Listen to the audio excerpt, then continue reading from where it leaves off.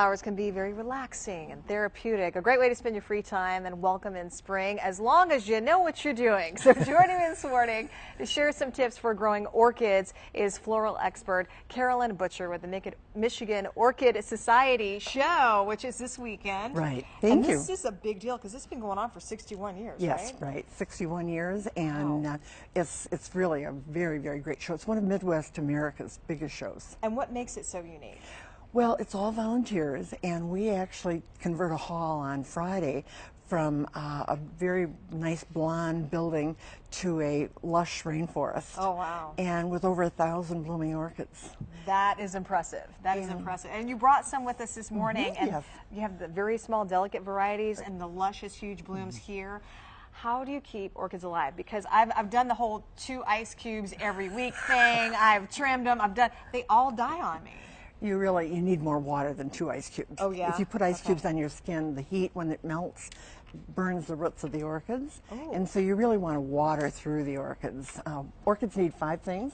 They need fertilizer, they need sun, they need wind, they need air movement, a lot from the rainforest. And one of the main things is fertilizer. That most people, what do you fertilize them with? Every fertilizer has 3 numbers. The first one is nitrogen, and a lot of people put nitrogen 30-10-10, which is one of the first numbers, and you'll have beautiful green plants. You'll never have a bloom. Ooh. So you want to have a balanced number, and I fertilize weekly, WEAKLY, half strength, every week. All right. How many orchids do you have in your home right now? Well, I have about 12 or 13, but at one point in time I had 700 under lights in my basement. You did? Yes. Okay, you know a little something about growing orchids. I have to give it to you. This weekend show, is it juried? It is. The AOS trustees, the AOS does their judging on Saturday morning at 8 o'clock, and they'll be through about 11 o'clock. And then they take special ones in from 11 to 12 and give them AOS awards. And so you'll be able to tell by the time you get there at noon on Saturday, you'll be able to tell which are the very best of the best. Oh, nice. And now tell us just the differentiation between these two. Obviously, the They're size is they're all different, phalaenopsis, Okay. but they are, and these orchids grow on trees.